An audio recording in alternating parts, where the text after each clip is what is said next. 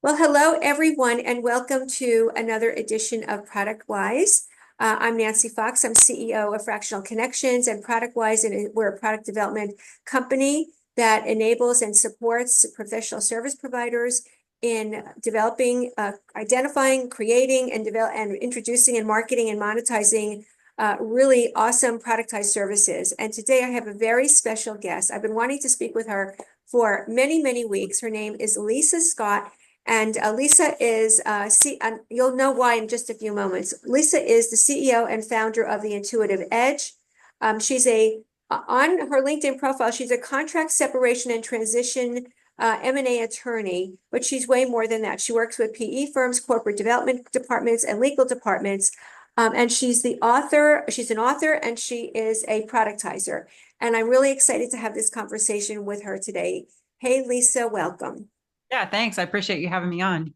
Well, I actually decided that I wanted to interview you at one point because I heard you have an interview with another M&A attorney, and that's how I bought your book and I read it right, all the way through right from the beginning. It's a great story actually. So I actually I want to talk to you a little bit about actually let's start with the book. hmm So tell us the title of the book and what hmm made you write the book. Yeah, so it's M&A plus, and the A plus kind of comes from the additional aspects of M&A beyond just a deal, focusing on the deal, or even just focusing on integration.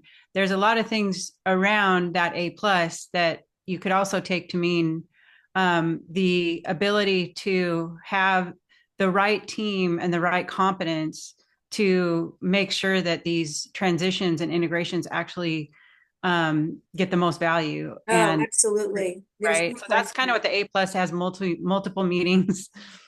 But it is called M&A plus, and I also have a podcast that is also called M&A plus, the art after the deal, actually. I love that. Um, I saw that and I went, the art after the deal. I loved that. That is really great. And it's so true because you can finally get that deal executed, which is not a small thing in the first place. And then what happens after can actually be so much more messy than you ever really imagine. So in the book, well, first of all, when you wrote the book, who were you intending the book for?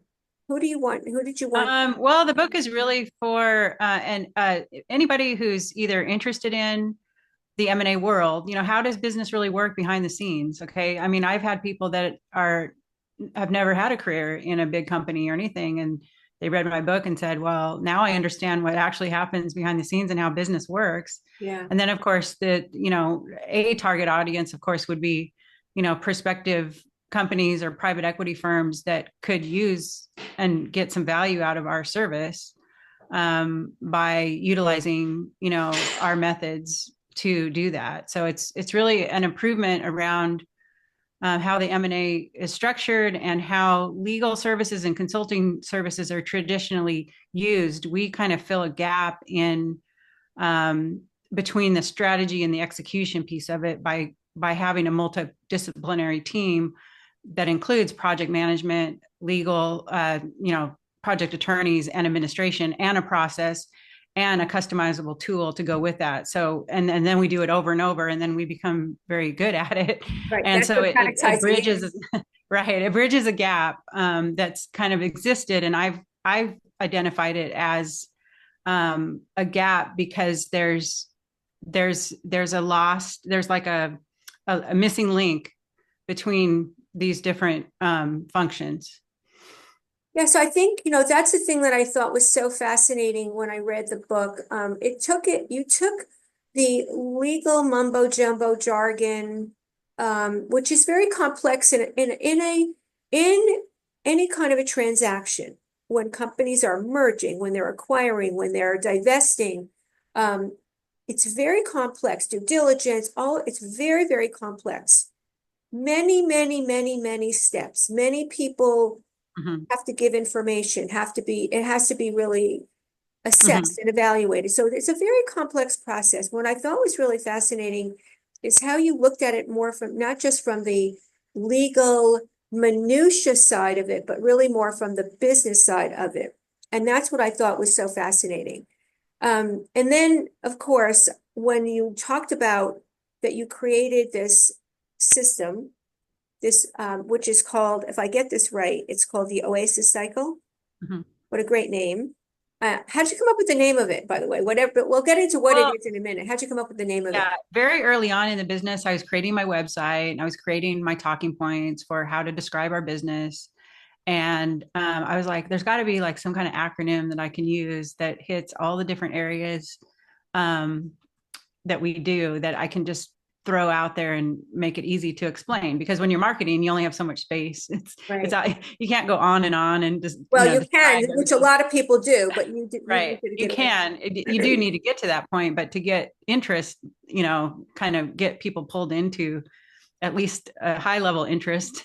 I said I needed some kind of acronym that is catchy and that fixed everything. So I thought and thought, and just Oasis kind of came to me because a lot, and this kind of goes way back to the branding part of it. But in the beginning of the company, I thought a lot about of nature elements being put into the contracts process, just because water flowing reminds me of the contracts process. Oh, interesting. Plants that grow very well. Like the succulent plant is a very strong plant. And it has a lot of tenacity to it, and they work well in teams. Like if they're together, they grow better.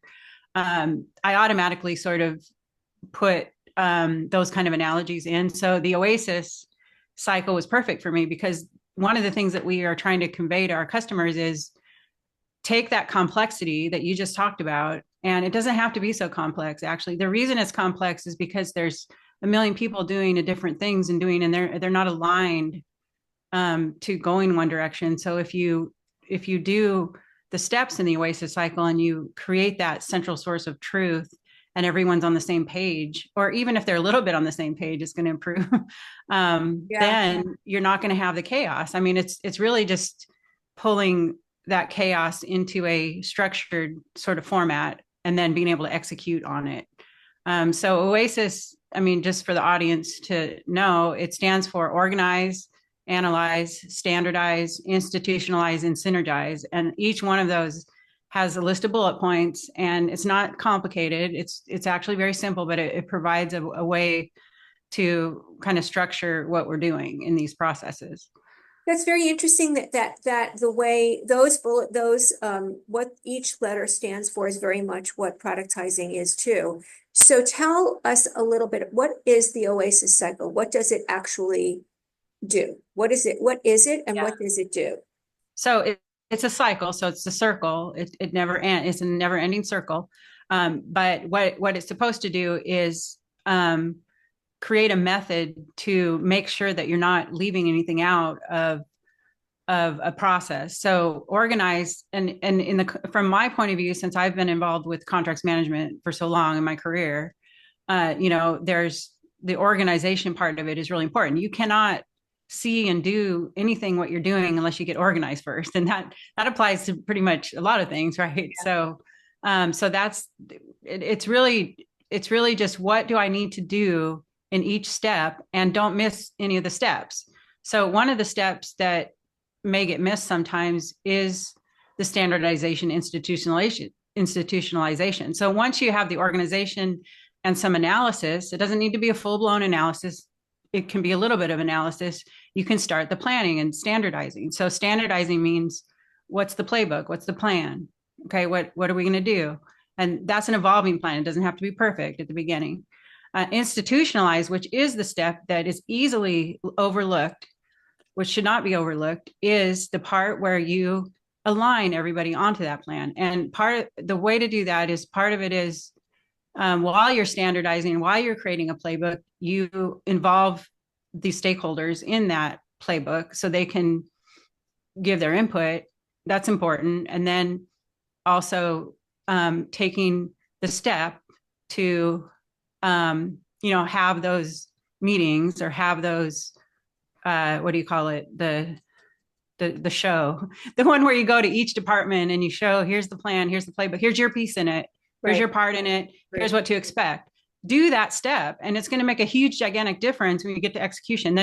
And then execution becomes more and more smooth. Now, I will say, because of the M&A world is very fast paced, the execution stage might actually start at the organization stage. But you still, while you're doing that, you can still get organized, and that's what we do. We make sure we hit all of those five pieces of the puzzle in order to, and then eventually the process will be running very smoothly. And when I say eventually, I don't mean it's a long time. It can happen really quickly, you Right. know, once everything gets organized, and then it's going to improve the process overall. Where does Oasis live, actually, the structure of it? Is it on a platform that Mhm. you've built, or is it just a process that that you tell people what to do at each stage? What's the structure of it? Yeah, so we have a lot of internal sort of documentation and training, and we have written material around it. And then when it's seen from our customer point of view, they're going to see dashboards. They're going to see tools that we've customized for them. The dashboards are actually the most valuable to the customer because then they don't have to see all the details. The details are kind of annoying, you know. I mean, we deal with all the details, but we make sure all the details are correct so that the dashboards are correct. They get So a visual, they get yeah, a it's good a total visual. visual and it's real time. And then the other aspect I would say of that, because Synergize, there's even pieces in Synergy for my team on how do you operate, how do you work with other teams. We have to realize that M&A is a very volatile period for a lot of people. There's a lot of change. Mhm. We make a point to manage relationships the best we can. We not just with our customers, but also with their suppliers and their customers, right?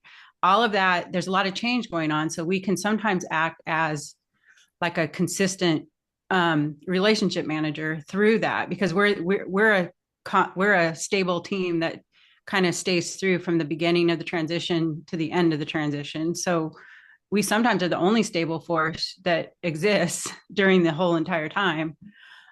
So we also keep that in mind too. We're not just here to manage contracts, send notices, you know, set up the dashboard. We also have a huge emphasis on the soft skills side of our business as well, which is another thing that brings the correct team that has the correct experience to be able to do this activity in the best way you can. So that's A plus, makes Very it A plus. fascinating. So, did you develop your own technology for this, or did you modify some existing technology? Yeah, so we do use a third party. We've spent a lot of time configuring that third party Yeah. to meet our needs and create the dashboards.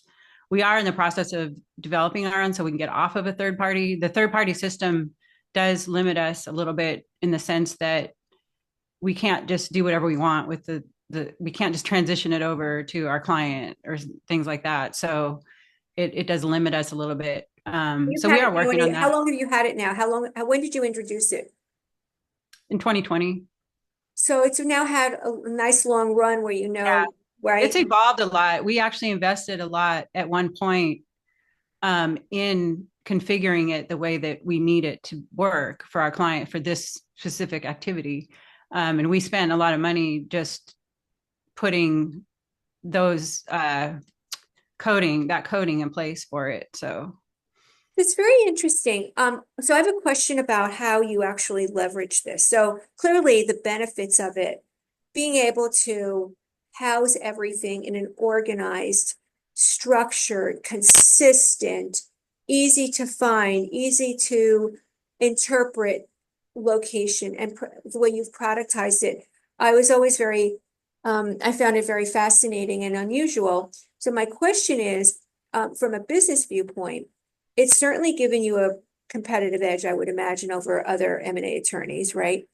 But in terms of the way you actually leverage it and monetize it, is it part of your fee structure already encompassed in there, or do you mhm. sell it? Is there a separate monetization structure that you offer, or is it just a house? It's just part of your, Yeah, it's part of our whole solution, and we work in those costs.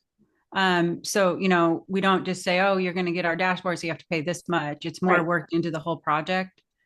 Um, and you know, we normally work on time and material, or we might do a fixed fee type, but we have a really good little method to estimate our project costs and our projects. So we will come up with an estimate. Our estimates have been pretty much correct every single time, like for you know, as long as we kind of know the scope.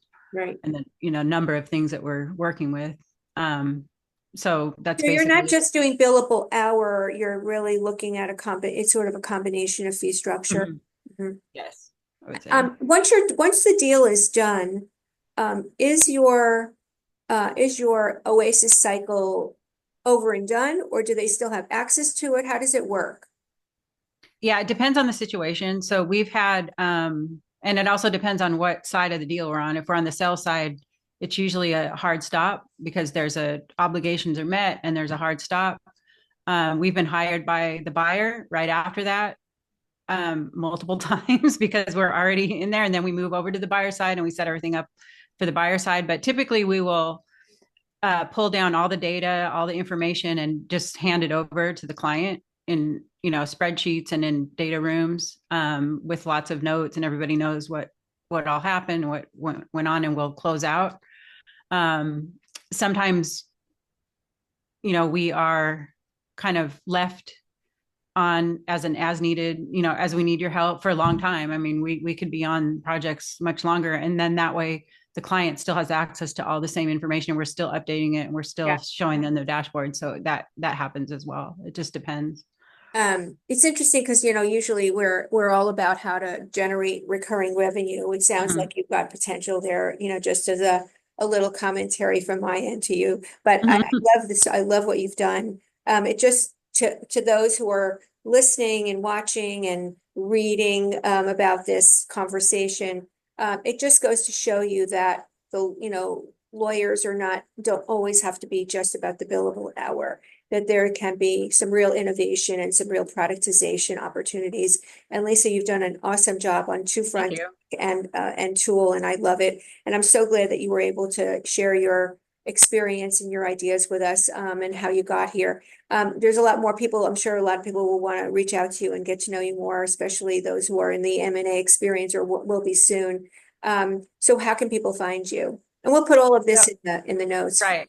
Sure. Very easy. So our website is into edge.com. So it's in number two edge.com. There's lots of resources on the website that you can read, that I've written many of them personally, white papers, case studies.